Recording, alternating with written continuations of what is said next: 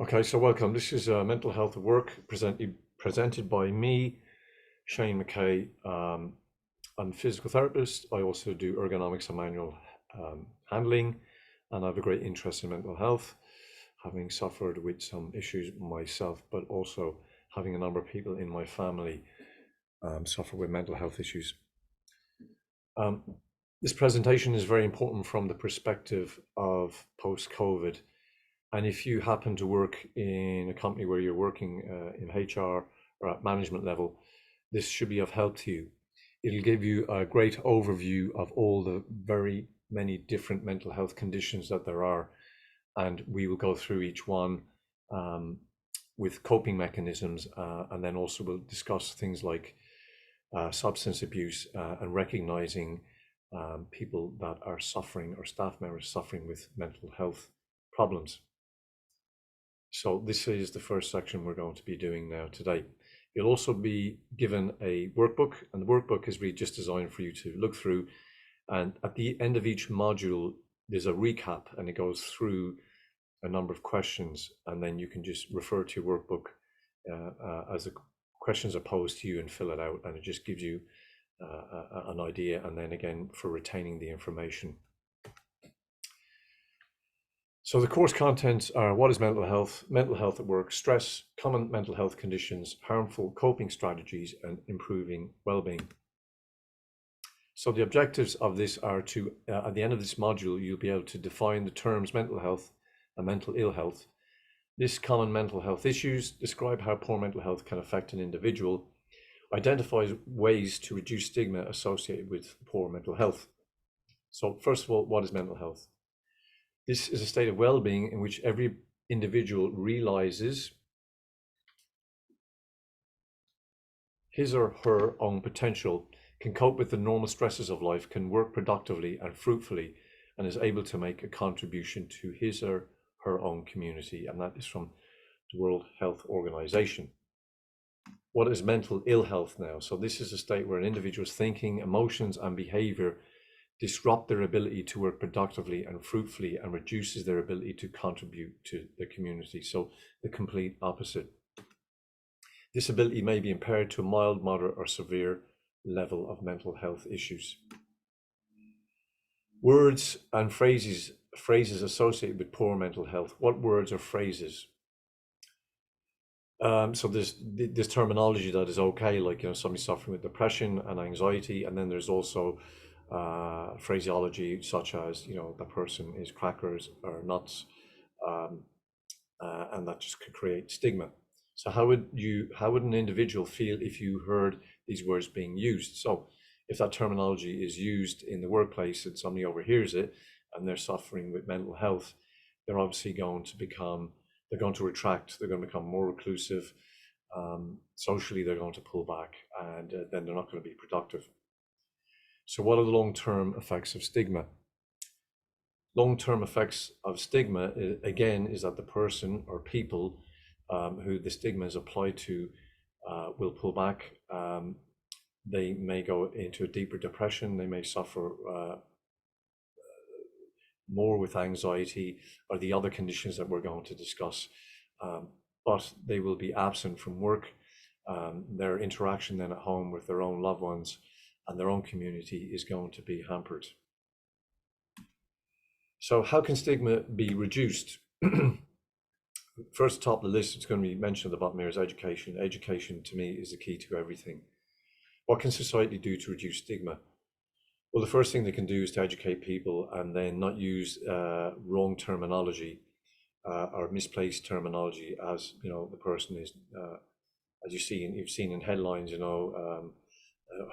certain red top posts would use stigma like he's nuts, he's off his rocker, and this lends itself to creating a stigma around mental health.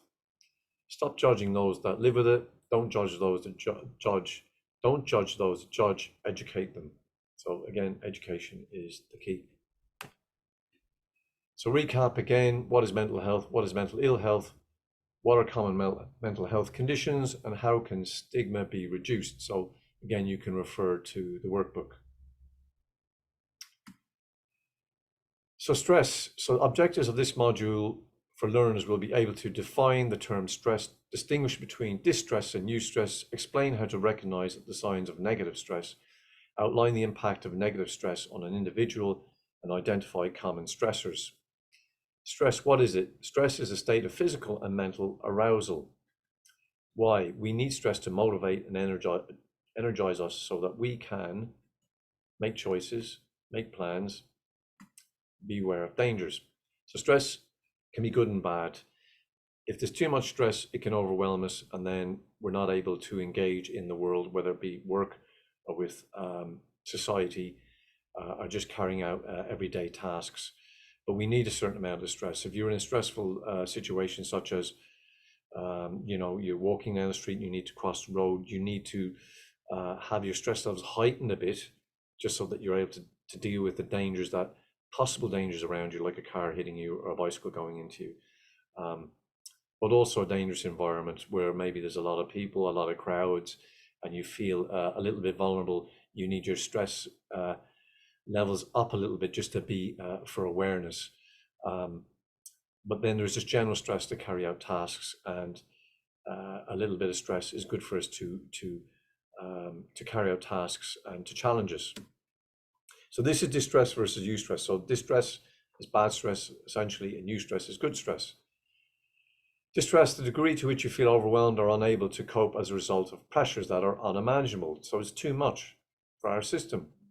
Eustress occurs when the gap between what one has and what one wants is slightly pushed but not overwhelmed. It is a positive form of stress, having a beneficial effect on health, motivation, performance, and emotional well-being.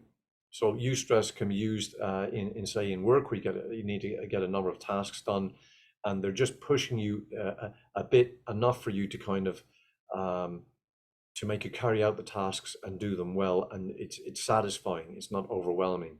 And it's the same with somebody who is involved in, say, sports, training, etc. But then actually maybe they're going to enter a race and their adrenaline is flowing. They feel a bit stressed, but it's almost like they're getting ready now to perform. So it can be a really good thing, and we do need it. We need it to a certain degree, and it's a protective mechanism for survival.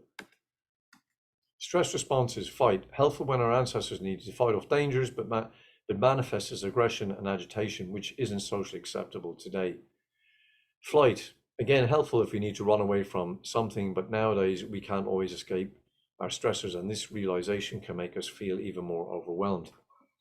Freeze, holding our breath, or rapid shallow breathing are physical signs that are harboring stress. So stress today it can be much harder to manage in many respects. We've got many balls to juggle in the air, whether it be with work, with all the challenges that come to us with that work, and then with life, family life, and society in general. 1,000, 2,000, 3,000, 10,000 years ago, our stress was very different. Our challenges were very different. It was about going out, getting food, and then bringing it back to eat the food, making a home for ourselves. But now it's much more complex, and I think because of that, it makes we find it harder to deal with some of these challenges, because we haven't evolved that much, although technology has brought us a long way. So stress, we have physical, emotional, and behavioral effects on all three of these. Symptoms of distress on the physical, signs are what you see, symptoms are what the person reports. It can cause us headaches, stomach upsets, indigestion, tiredness, panic attacks. Emotional symptoms, difficulty retaining or learning new information, difficulty making decisions, feeling depressed or anxious, feeling irritable, feeling tearful or emotional. What behavioral symptoms of distress?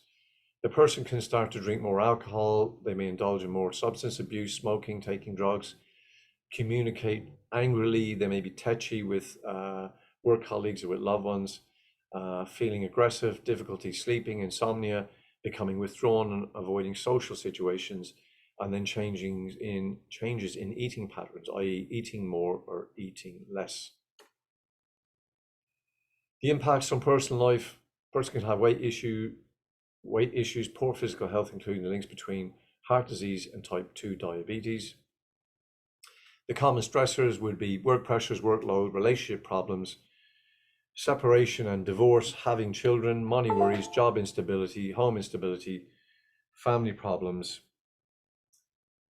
feeling unproductive, and feeling not good enough.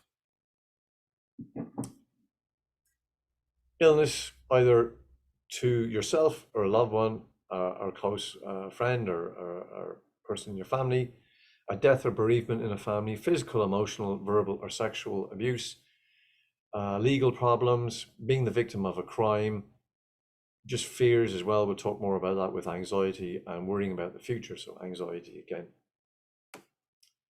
So to recap, what is stress? Distinguish between distress and eustress, bad stress and good stress. What are the signs of negative stress? What is the impact of distress on an individual? What are the common stressors? So complete your workbook on this.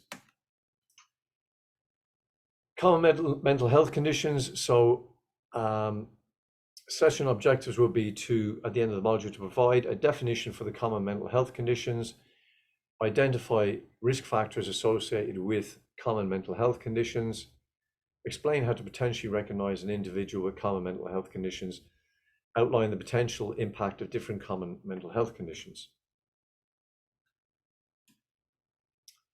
Depression, generalized anxiety disorder, panic disorder, obsessive compulsive disorder, OCD, post-traumatic stress disorder, PTSD.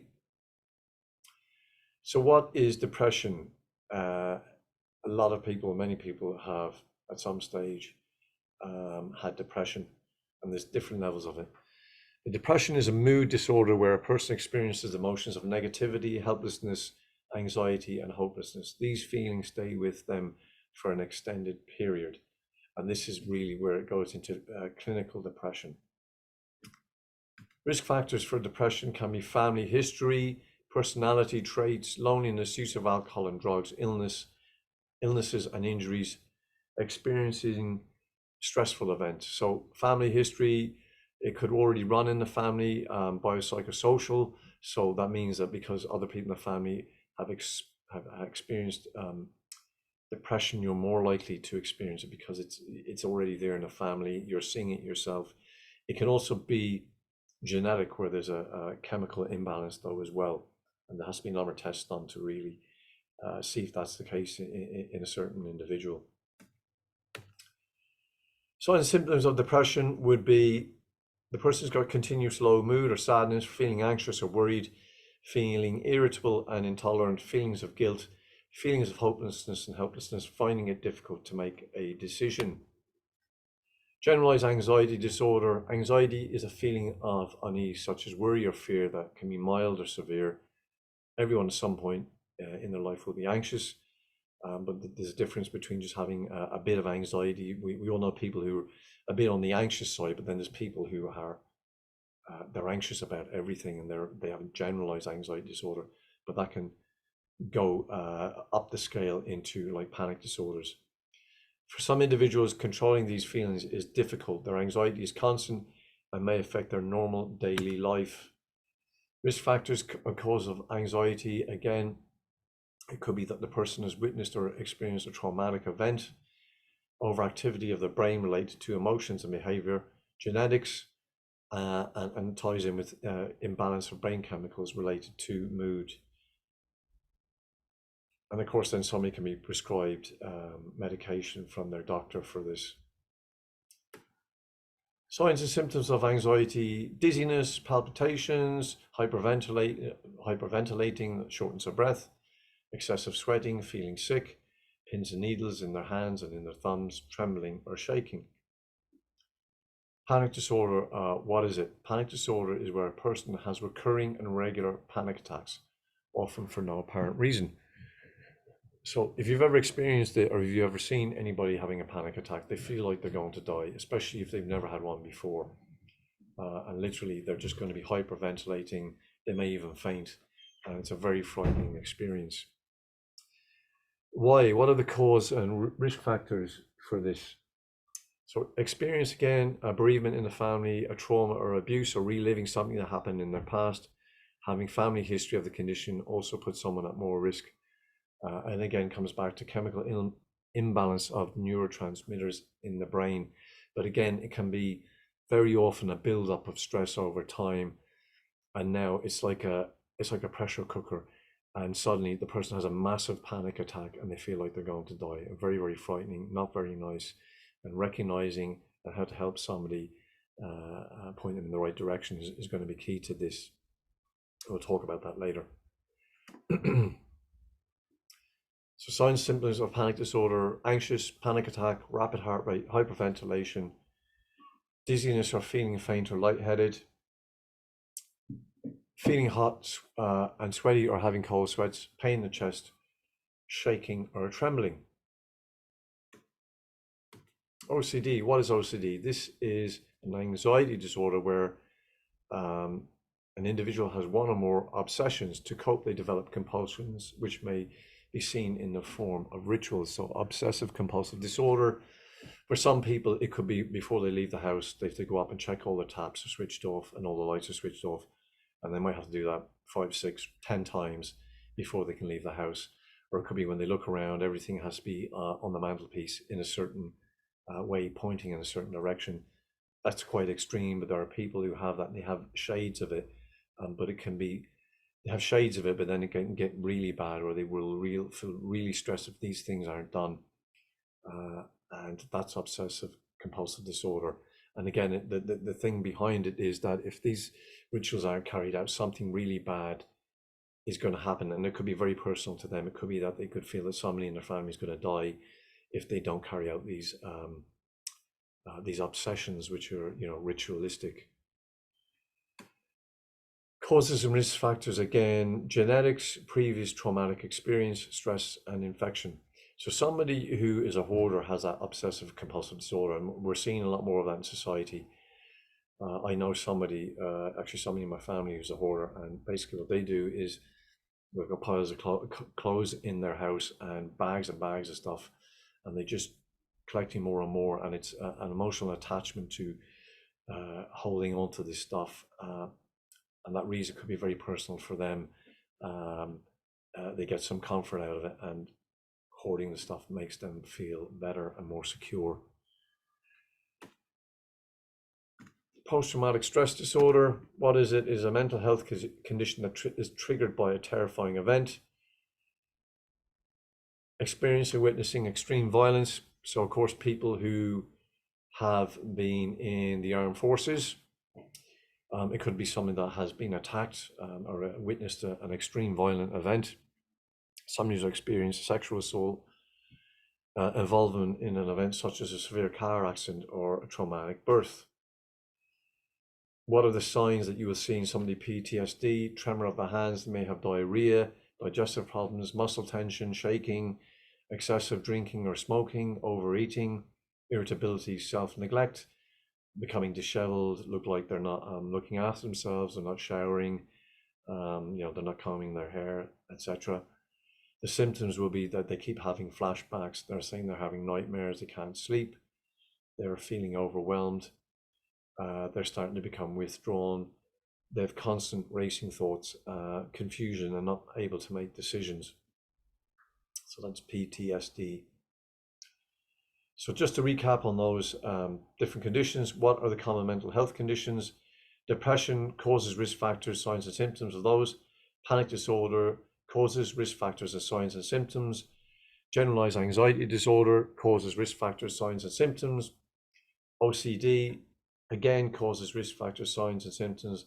PTSD, causes, risk factors, signs and symptoms. So again, look at your workbook, and you can again fill in your workbook with that, and then it just helps you retain the information and understand each one of these conditions again.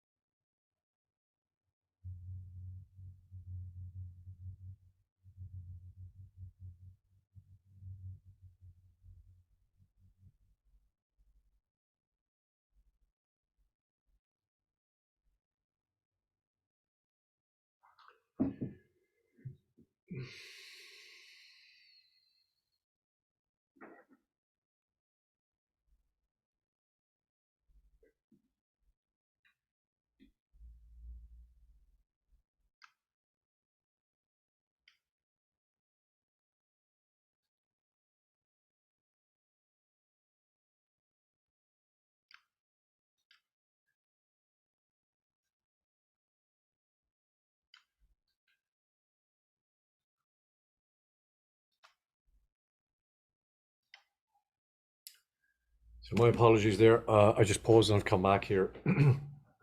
So harmful coping strategies. The aim of this section is to provide you guys, the learners, with an understanding of the different harmful coping strategies and what assistance is available. So harmful coping strategies that a person will use to deal with the many different mental health conditions that we have just discussed. On completion of the section, you will be able to list the common harmful coping strategies, explain the different coping strategies, list and see the signs and symptoms of different coping strategies, list assistance available for the different harmful coping strategies. So that will be different links to point people in the right direction for, alcohol abuse, narcotics abuse, etc. So what are the harmful coping strategies that you are aware of? Substance misuse, self-harm, and eating disorders. So we'll go through this. Substance abuse. Define substance misuse. Give examples of commonly misused substances. The short and long-term effects of substance misuse. Outline how an individual who misuses substances may be recognized. Identify an organization to which an individual who misuses substances can be referred. So what is the definition of substance abuse? The continued misuse of any mind-altering substance that severely affects a person's physical and mental health, social situation, and responsibilities. And this comes from the NHS. So top of the list, the ones that are most commonly abused is alcohol, which we have a big problem with in this country. And of course, we tend to think that it's in certain quarters, it's still okay and it's a bit of crack, and but it's the statistics don't lie, especially hospital statistics, how badly it affects people in this country. Recreational drugs, prescription medication, which is again, it's an unknown quantity how bad this is amongst the population in this country. In America, it's off the scale, and it's definitely here as well as in the UK and other European countries. And then also things like sniffing glue, aerosols, people smoking cigarettes. We know cigarettes are really bad, but again, somebody will abuse and misuse and use this more if they're stressed or if they have a mental health condition. Coffee, and then of course food, bulimia nervosa. We have many different conditions. We also have binge eating, which causes lots of different issues such as obesity, etc.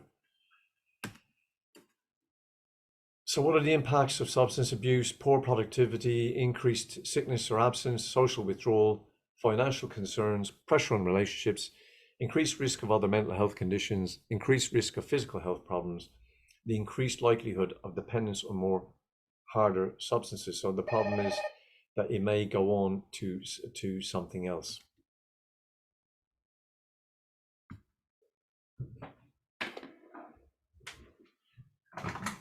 How you doing? Yeah, come on in, Anastasia, come on in.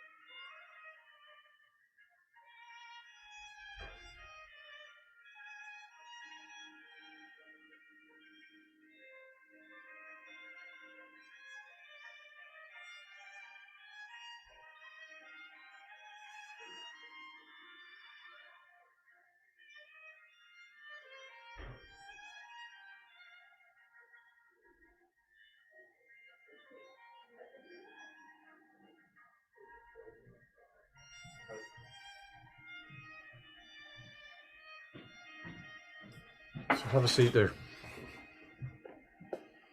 So yeah, so you've been doing. I got you to kind of stretch it out, didn't I? Yeah, and how was that? Yeah, that's good. I do it twice a day. Yeah, you need to Once load in it the now. morning and once in the evening or afternoon. But Is it just then when you're walking, sort of thing, and it's yeah, it's just kind of when I'm moving a lot. It just kind of like mostly like in this area, it just kind of feels sore. Yeah. It also doesn't help that I fell into the closet on Tuesday. did you bang it? No, actually, like my partner was showing me something on Instagram, and I like leaned against the closet door, and it's a sliding one, and I didn't realize that it was kind of like already a little open, so I like leaned right in that opening, fell into the closet, grabbed onto her to like steady myself, but ended up bringing her down on top of me, and she landed like on my knee, like right That here. didn't help. So that's cool, yeah. Did she fall that way? Yeah.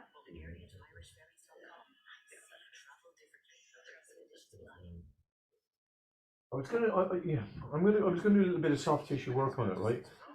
I've got a pair of short. Do you think these will fit you? Yeah. Yeah. So I'll give you a minute to get ready. Okay, so I'm just going to get a sense of how it is, loosen it up, and then I'm going to see today because it might be a bit sore after that fall, and that if we can start to load it a little bit. Okay, so gradual loading. Okay, so give me a minute to get ready. Okay, you let me know when you're ready.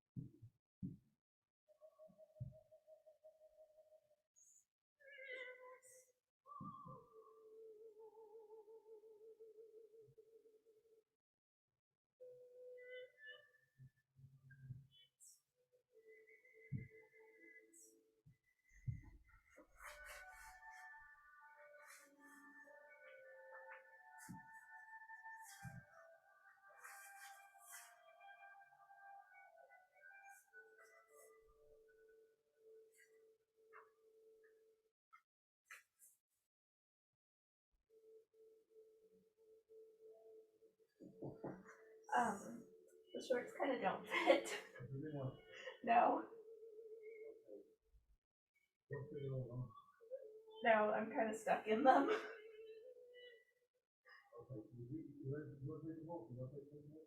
Yeah.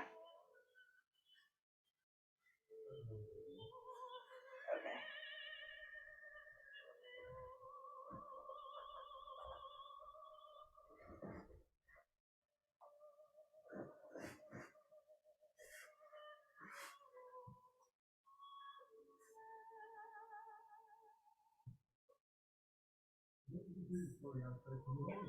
Yeah. I was going to say what you could do is, if you, there's a blanket there.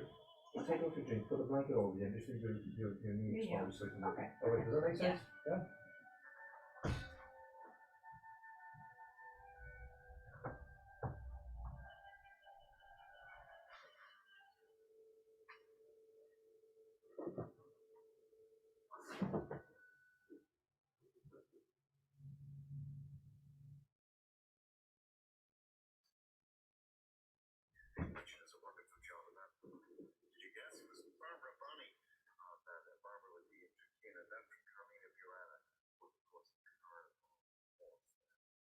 Okay.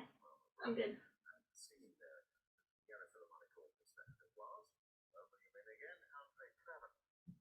Yeah.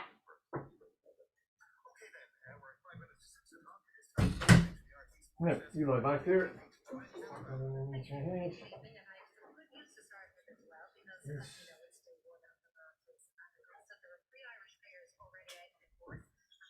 So that was a bit haphazard. Yeah. Yeah, not I very mean, nice. like, it was funny a couple days afterwards. So it But in the wasn't funny at moment, the I time. was like, oh god, my knee.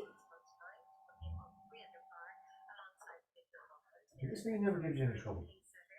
Not really, no. It just doesn't feel like it's gonna pop. So is this one. Yeah. I mean, sometimes it gets a little sore if, like, I've, been working out a lot or, like, walking a lot, but it's mostly just the left one. Are you still going to the gym? When do you go? Usually Mondays, Wednesdays, and Fridays. Great, and how's that going? Good. You weren't there this week or this week? No, I wasn't there this week with that. So what, I'm just going to loosen up now. Well, I'm just going to massage through it. We're going to get all these structures loosened up first a bit, okay? You just tell me if it's too sore now. There's no bruising or swelling anyway. That's good. Yeah. So the good thing is that you haven't done any real damage. There will be a lot of swelling here. Okay. That's good.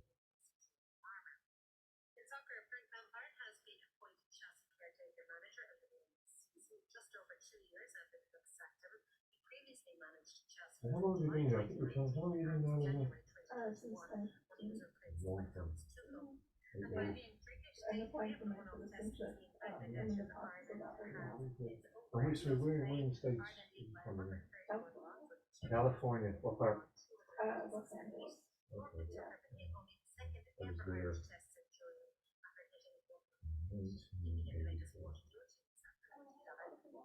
And that was there. She did the Torrance. We went to stay for 3 weeks. The greatest holiday ever because we went to Disneyland and everything. Yeah. And it was like 12. It was so hot, but I just never forget the heat. It was just, it was one of the hottest years that year, 1984. Okay, not too soon, okay? And did you get to go back much? Or?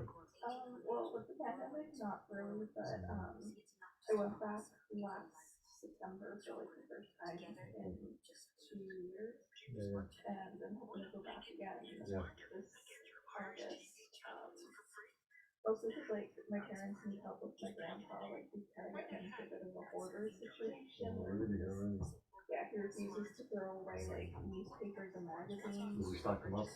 And it's getting to the point that you can't really move in his house and all that. I've got something in my family like that as well. Yeah. It's closed. And it's not papers, it's closed. Piles of closed. Yeah.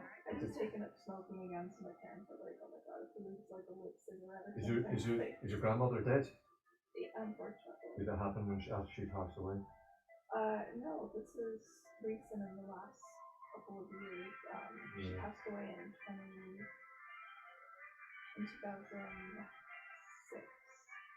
Yeah. It's not always a very often. It's an attachment to loss. When somebody passed away. Well, it could be the isolation too, because he was quite isolated during the pandemic. Yes. Yeah, and he's always been a very active person too. Like, he volunteers with Meals on Wheels. He has like a hiking club. He goes hiking there. He's very active. Yeah, very active. And yeah, for those. What age is he? He's 84. Not too sore. Okay. It's a bit of stiffness around it, isn't it? It's not the same stiffness.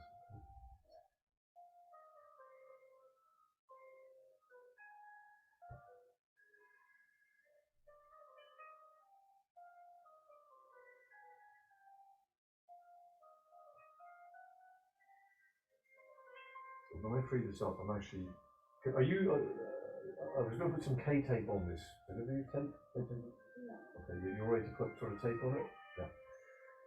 And that, basically what the tape does is it kind of put on different parts of your body, but it's to help the kneecap track properly and let the tissues move more freely. And it's really good stuff, you know.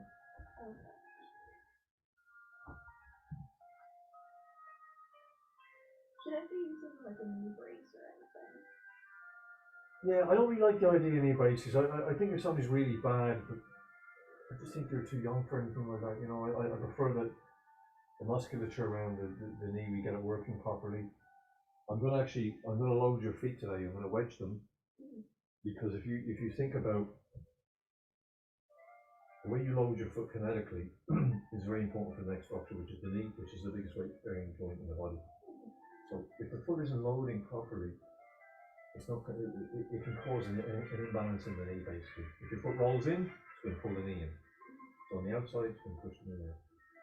It's be interesting to look at your foot, you know, moving, and that can make a huge impact. And then just by pronating the foot and loading it properly can really get the quads lining up and working really well. Okay, so like I was saying to you last week, very often this muscle isn't working on people who have or VMO. The kneecap goes. Okay. Did you go out that way? The kneecap again. When you felt that pop, did it feel like it was going out? Remember? It was going that way. Or was it going in? I think it was going in. Okay, alright. It happens to you.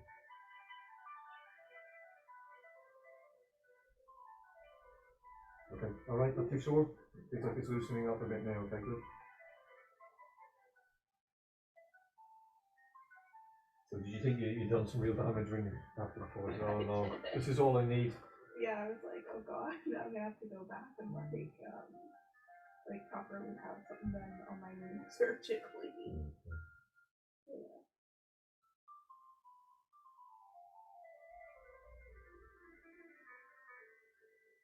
But any plans for the Easter weekend? I'm gonna meet a friend. I'm actually meeting two friends. A friend of mine I haven't seen in a while for lunch tomorrow. I'm in here in the morning, working in the morning, and then I'm meeting another friend of mine, a buddy of mine that we kind of grew up together for a few days tomorrow night. And then Saturday junior musicals with the kids, Saturday morning, and then Sunday is an Easter egg hunt. So I've got two girls, 9 and 6, and then Monday we're meeting up with another couple. They've got a couple of kids the same age, and my kids and their kids kind of grew up. What about yourself? A friend's 30th birthday on Sunday. And then Tomorrow's fun. yeah, she's finally joining the club. And then tomorrow, don't know what I'm gonna do tomorrow. I might just like go in town and kind of wander around.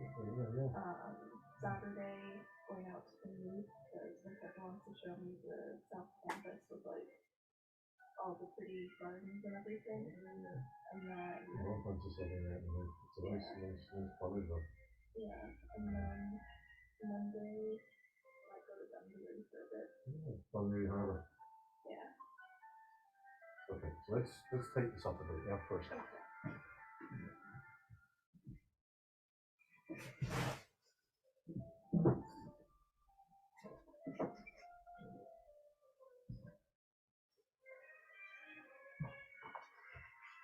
So if you travel much around Ireland, you must have been here 8 years. Yeah. Yeah. I try to go on a trip around Ireland like at least every 6 months, just because there's always something new to see. Where have you not been? I haven't been down to Apple Island yet. I think that one, yeah, that's lovely. Yeah. And everybody's really heavy right now. Yeah, After the film. Yeah. So I've been wanting to go see it even before the film came out, but also haven't been to Malin Head yet. Oh, Malin Head, yeah. I forget what that was like. Yeah, I've been to Donegal a few times. I really love it. It's my favourite place. This friend of mine that I'm meeting tomorrow, he's from Donegal. It's hard to believe it. Yeah. West Cork is lovely as well. West Cork. Yes. That's another place I need to go.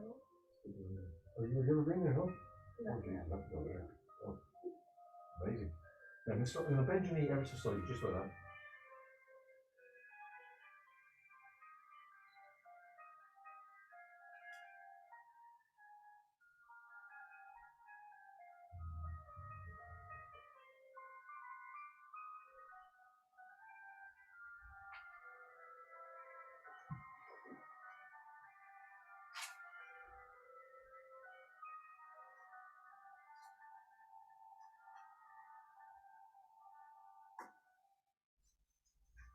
Sligo's nice as well, that's kind of just down from there. Yeah. Been to the waterfall there.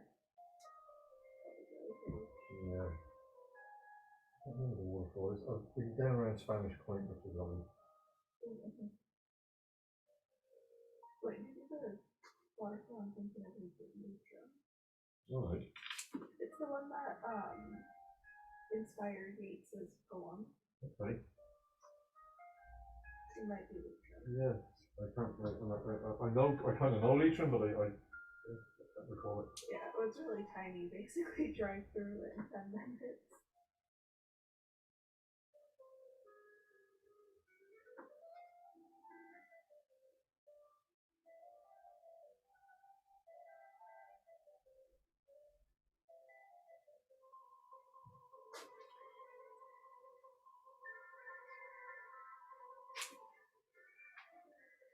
So you leave this on for 2 days. It's waterproof.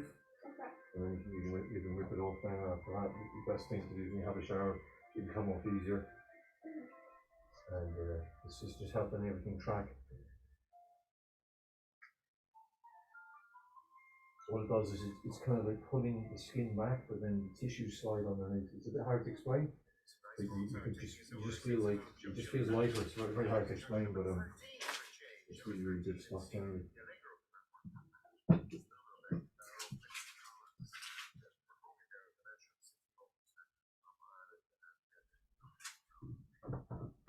Okay, so what I'll do is I'll give you a minute to get ready. Okay. Pop on your jeans and just roll up the bottoms of your jeans. So I'm going to look at your feet working.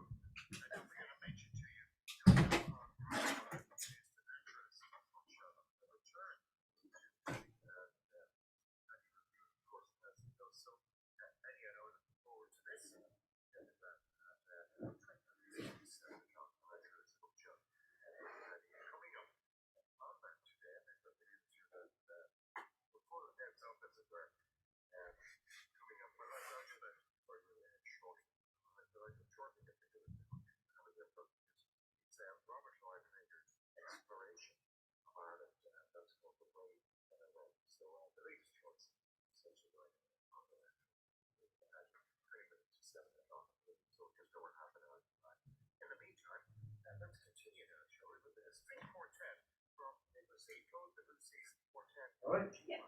Cool. Just pop off your socks there for a second. Look at your feet.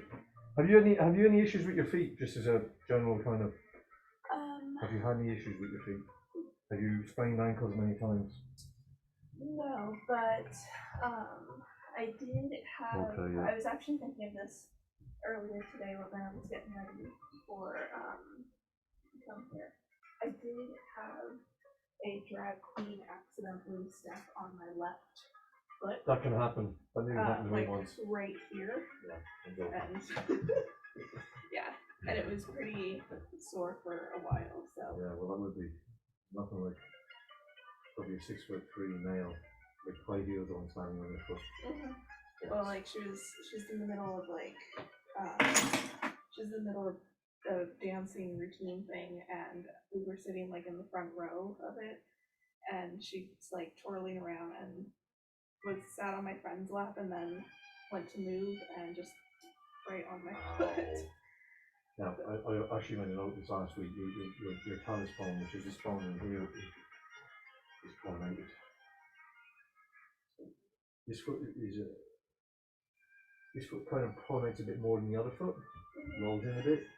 I think look at your big toe. Your big toe is kind of it's sticking more to that second toe a little bit more.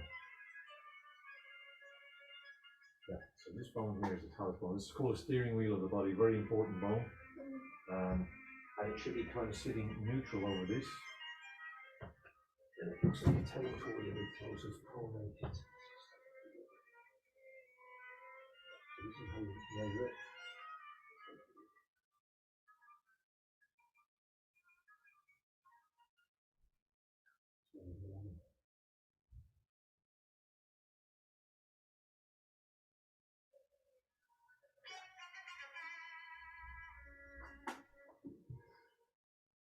Okay, so let's, if you put your foot in this here,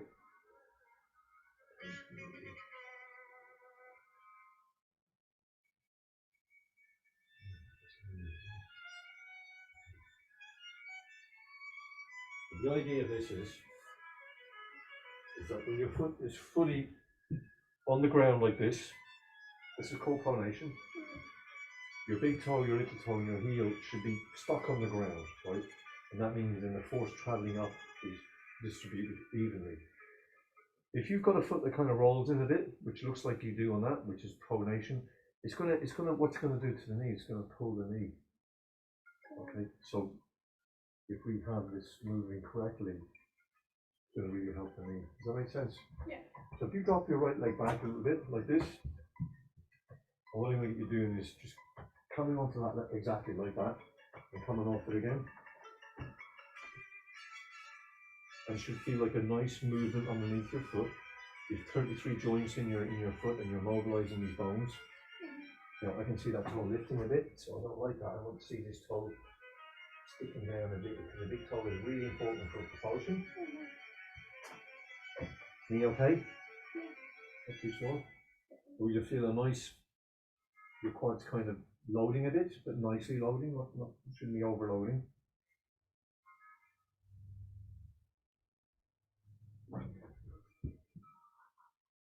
Yeah, okay, not sore. How's the knee? It's okay.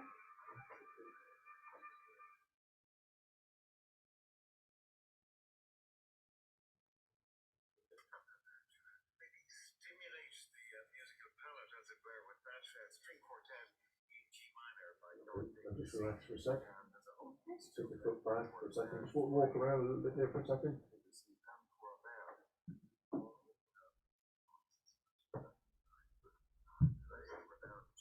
You should bring your foot back over here for a second.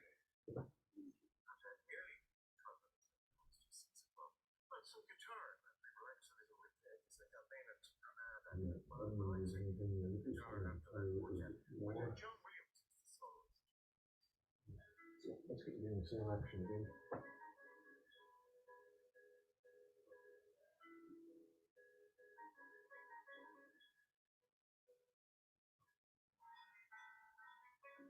Underneath. All right? Yeah, no problems? Yeah.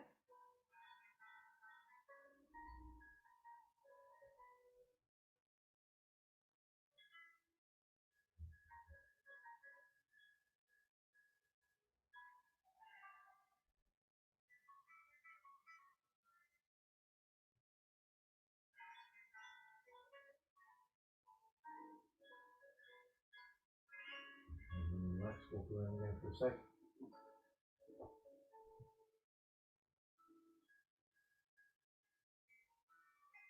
You okay?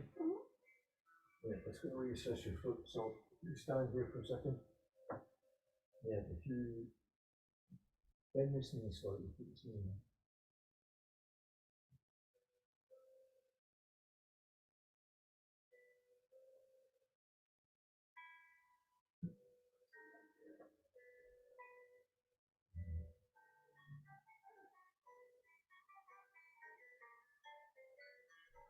Any injury history on the right leg?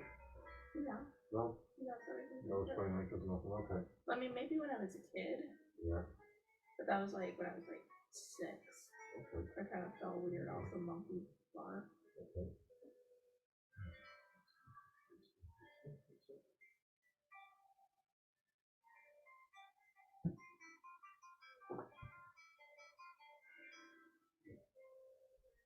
Raise up a little bit. Oh, lift up your face, yeah. Okay, so what I'm doing now is I'm pushing your foot to the outside, and that's called supination. So the first important movement is pronation. Second important movement is this is supination, but on the outside of your foot is also supination, right? So your foot needs to experience both for it to be really efficient and effective. But again, that can affect the knee, right? So I'm going to do the same movement again. Yeah. Just do it slowly. Yep, and pause a little and then come off it.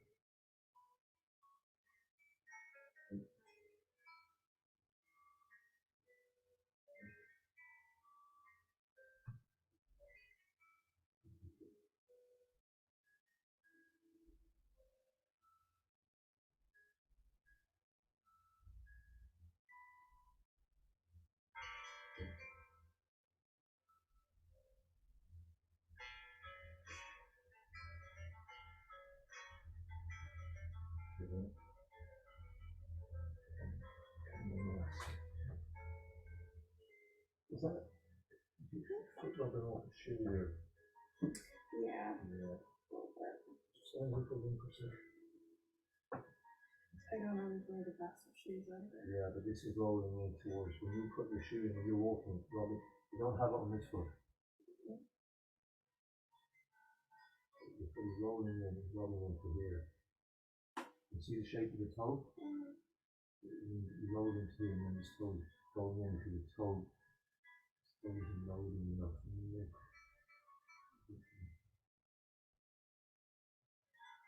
Just pull up your toes like this.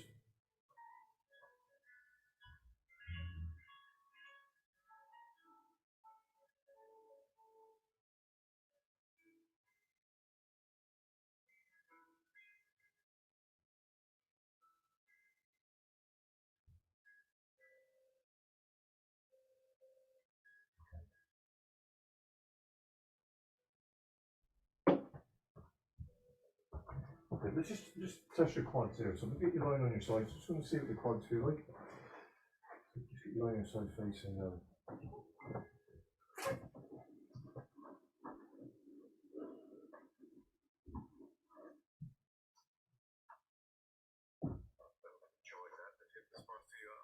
how's it? Yeah, that's all. So you can still see you've got a bit to go here, right? Okay. Yeah. I'm going to stretch it gently, okay? So you're okay. If you push against me about 50% effort for 5 seconds. 1, 2, 3, 4, 5, relax. Stretch it a wee bit, okay? Big deep breaths, breathing away there. Deep breaths.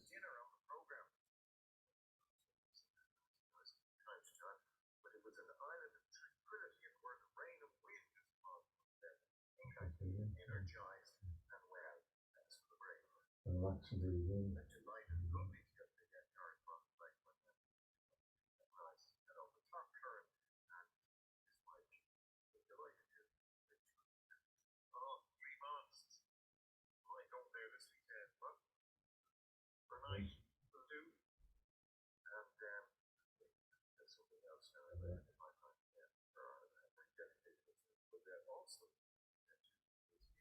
So how is it?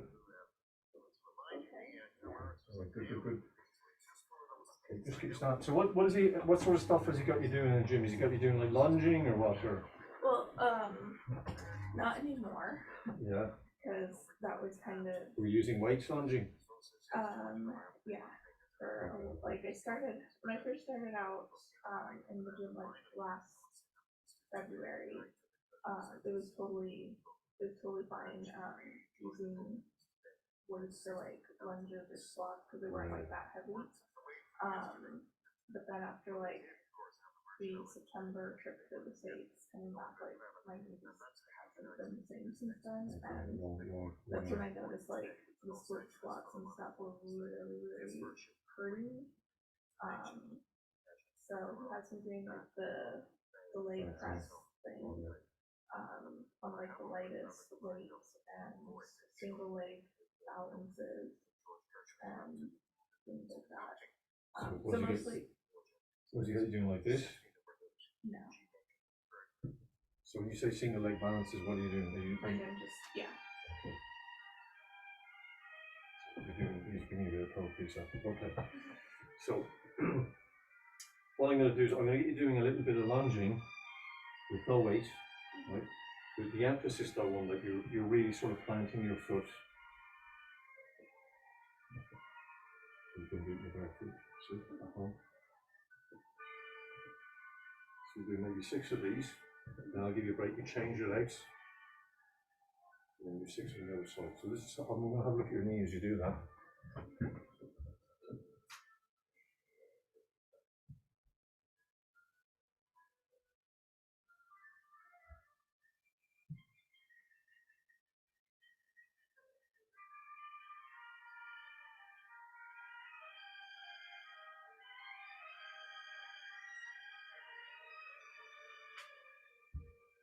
And then swap legs.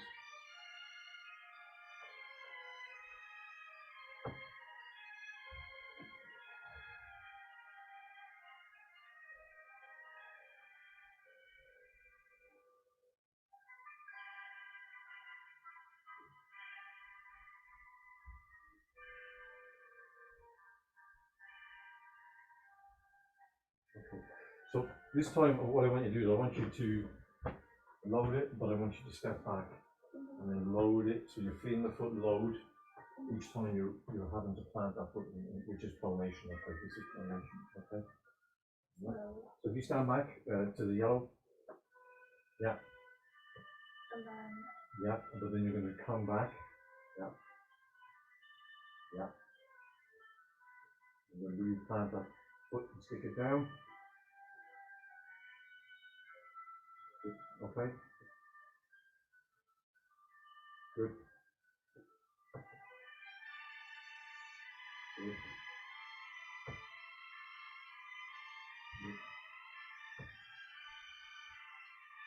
Get that toe down there, get that big toe down, that's it. Yeah.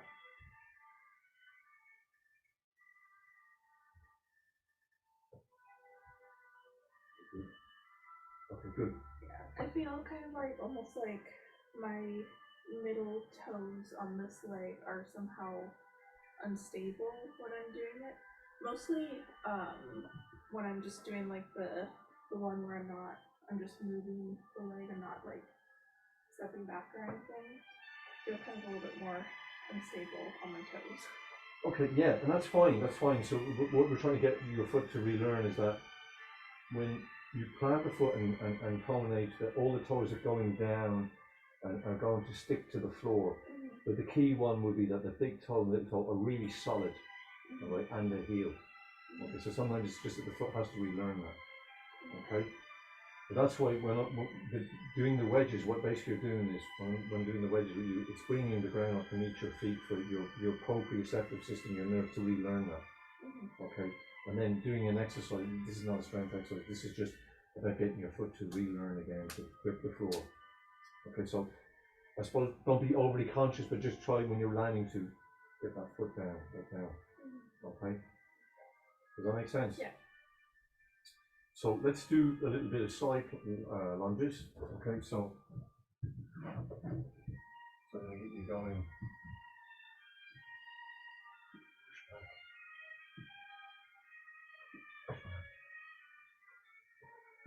Yeah. Let's just straight on.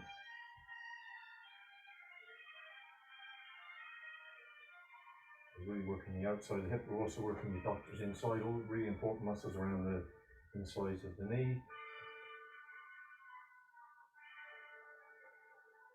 Yeah.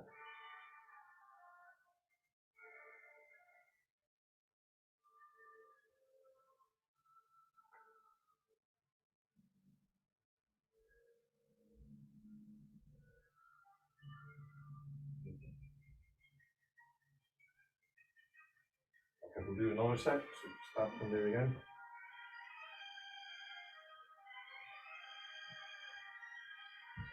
Put right down there, coming towards me. Yeah, yeah, better. That's good.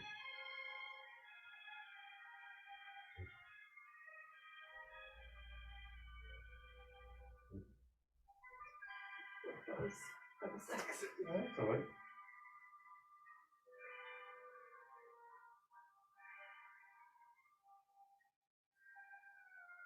Get the heel down as well. Get the heel down, that's it, plant it down, good. Get the heel down again. Yes.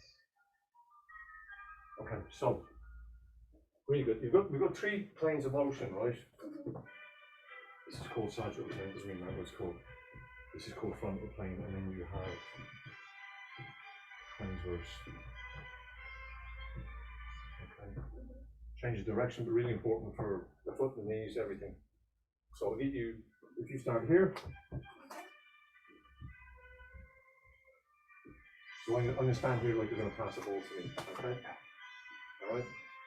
So you can start from there, yeah. Come back, yeah. Push off.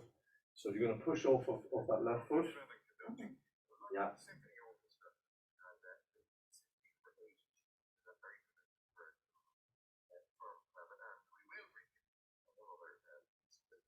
Are you okay? Yeah. And then on the side. You move in here. Move in here a little bit.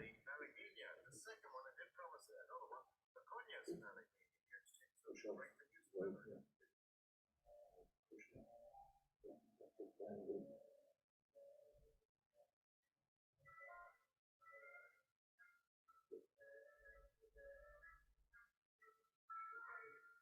So go one more time on this side.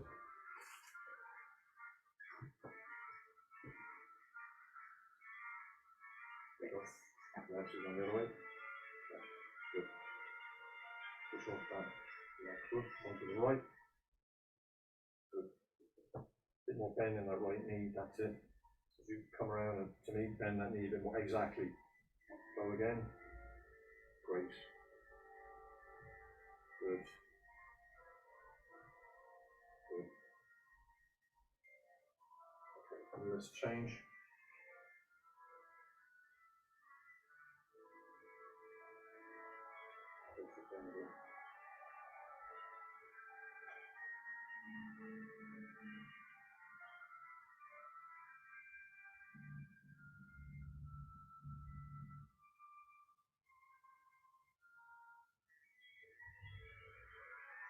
Okay. How's the knee? Okay?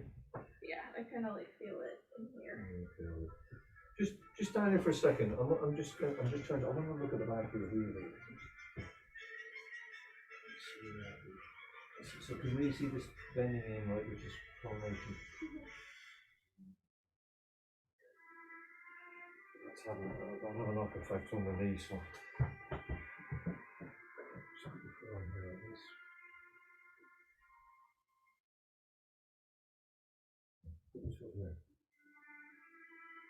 Okay, so what I want you to do, soften this knee a little bit. I'm going to be doing this. Feel like your weight is stacked over this leg, and I'm just going to get you turning this way. That's going to pull that foot, exactly, and it's going to pull that foot to the outside a bit more. Yeah, can you feel that? Yeah, yeah, you're going to feel it there as well. You are going to feel it there, but it's going to be a good knock-on effect on the femur to going down into the knee. Come back out of it again. So just go around again, slowly, slowly, slowly. Big deep breath in and out. Knee okay? Yeah. Yeah. The effort is great. Yes. Now, so put your hand here. look on the horizon when you're doing this. So, if I'm doing it, I'm stacked here. I'm going to look straight ahead and then I'll come around with that. And there's going to be a sticking point where my leg is going to feel like it's going to fling across the room. I can't go any further. Big deep breath. Okay. Look straight ahead. Spine aligned. Eyes on the horizon. Big deep breath in and out.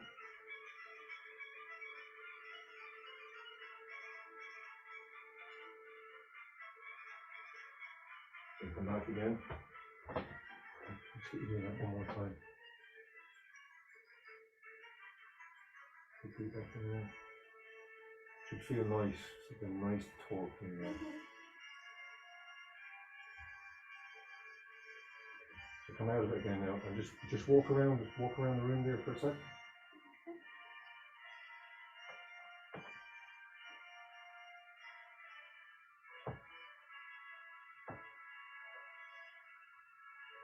One more time. Hang on a second. Hang on a second. Just over here a little bit.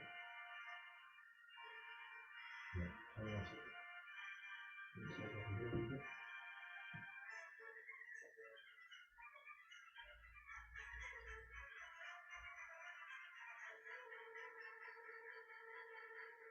So keep that knee locked, right? Keep that knee locked. Keep it just stacked over that hip now, okay? Lock that knee. Then it's knee a wee bit. Looking on the horizon and slowly keeping the weight on that, then turning. Keep your breath in and out.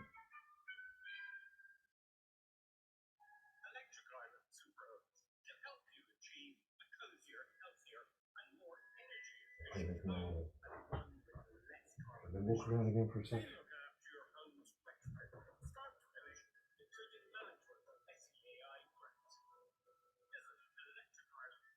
You okay? I think that femur needs external rotation. And then this femur has been pulled in onto the tibia because the foot is rolling in a bit. The foot looks better now. The foot looks a bit more like the other foot. It's not bending in as much. Okay? Yeah, it feels right. better. Yeah, it does. It looks better. Okay, let's just reassess. Just come over here. Just start there for a second.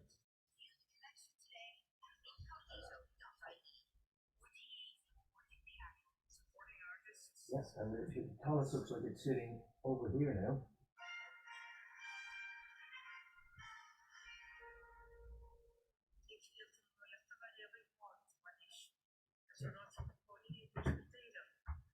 Okay, good. So, have you done any wobble board stuff before?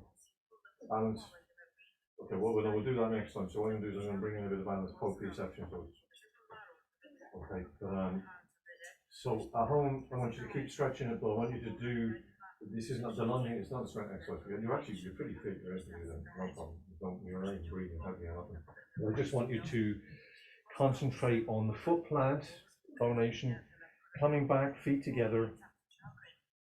Balance is good in your bare feet. We're trying to get the balance right. 2 to 3 sets of 6. Then I want you to do side. Make sure the feet are to the side. Okay? And then do you can do your panoramic again if you've got a ball. Give me the ball. So what we'll do is I'll introduce a bit of weight maybe. We'll see next time.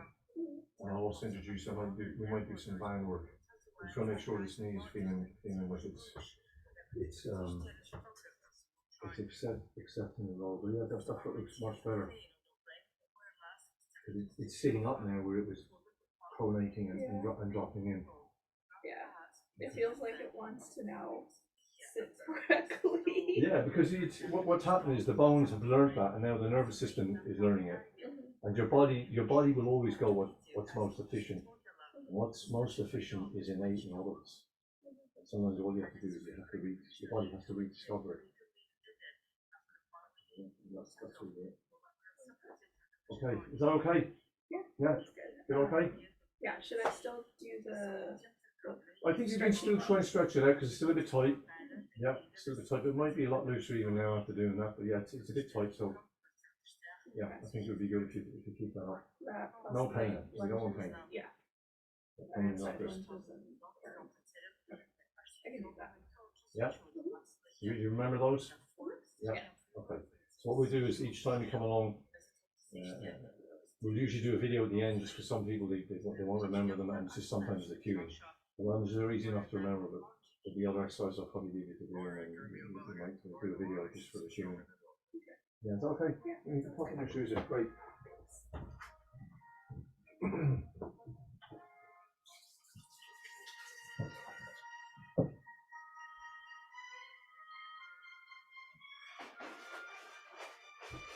Did I send you the receipt, Anastasia? Yes. That's good. Have you got health insurance? Yes. So what I might do is then at the end, if you want to, I'll do your receipt with all the dates, and then you just put it into the HR whatever, and then they'll recoup you. You might get up to half back. Yeah. I'd be happy with that. Check your plan. Sometimes they have it's either 12 or 25 sessions.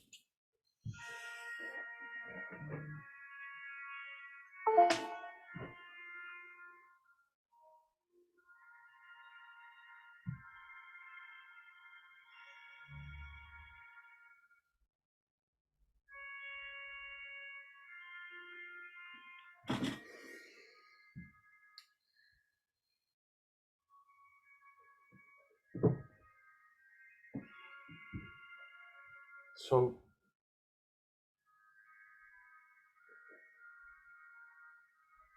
when is good? Would Let's just have a look here. yeah. Basically, like around this time is always good because I finish up at 5. So. Where are you working? If you don't mind me asking. I work in Australia. And where? Australia. They're right now contracted. They're a tech company, but they're contracted right now by Facebook to like do stuff for them. All right. So I'm doing like the technical writing for the Facebook compliance team at the moment. Oh, okay. Yeah, so it's great. It's a big job. Yeah, it's pretty cool. It keeps me busy. Yeah, Definitely. I'd say it was. Definitely job assurance. I can do next Thursday at 6 again. Yeah, that's perfect.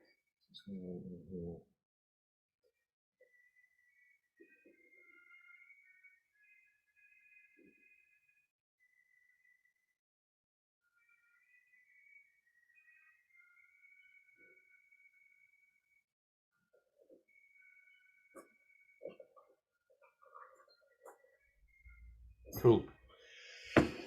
So you should get a notification there now.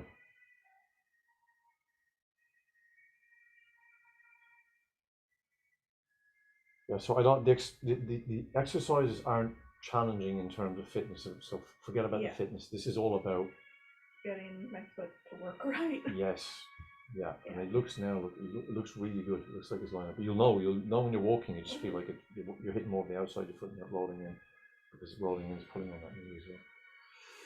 And so I'll see you next Thursday. Sounds good. Super duper. Have a good rest of your weekend. Yeah, you too. Take care. Bye bye.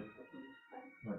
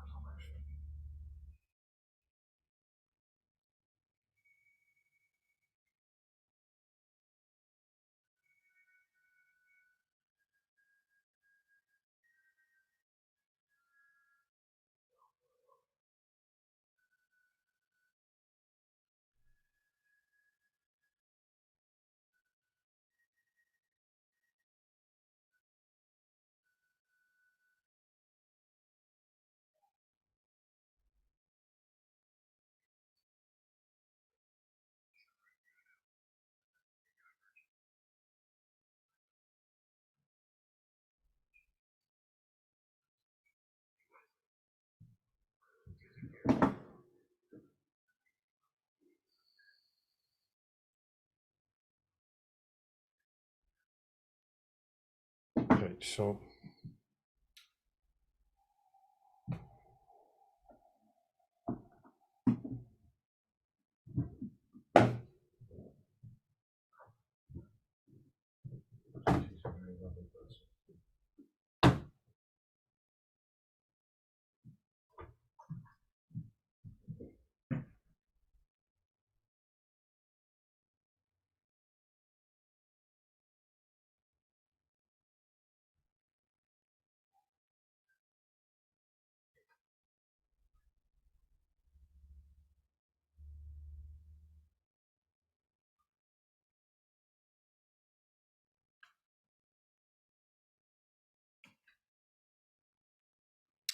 so signs and symptoms of substance abuse, evidence of impact, productivity, relationships, changes in physical appearance, intoxication at inappropriate times, mood swings, physical injuries possibly caused by trips or falls, evidence of substances, evidence of paraphernalia. So yeah, you might see changes in the person. They might come in looking disheveled, looking like they're not showering. There might be smell of alcohol off them. Yeah, so lots of signs like that. They may be irritable, mood swings, and you're just caught there's something going on with them. So the assistance for substance misuse, there's a number of different links. The first protocol usually should be going to see the person's GP. That would be very important. And if you have an EAP system in your company, you can point them in the right direction. So the first link there is for drinkaware.ie. This is for people suffering with substance abuse of alcohol. And then of course is the AA, Ireland AA.ie. And then you have Al-Anon, www.alanon/ireland.org helpline. And this is for families, friends and family members who have somebody that is an alcoholic, basically. And then we have www.na, which is narcoticsanonymousireland.org. So Narcotics Anonymous. So they're all helpful links. So just to recap again for your workbook, what is substance abuse? What are commonly abused substances, and what are the signs and symptoms of substance abuse? What assistance is available? So you can fill that in your workbook and recap just for learning and retention. So next thing we'd be coming on to is eating disorders. I'm going to stop my share here now, and that will be in the second part of this presentation. Thank you.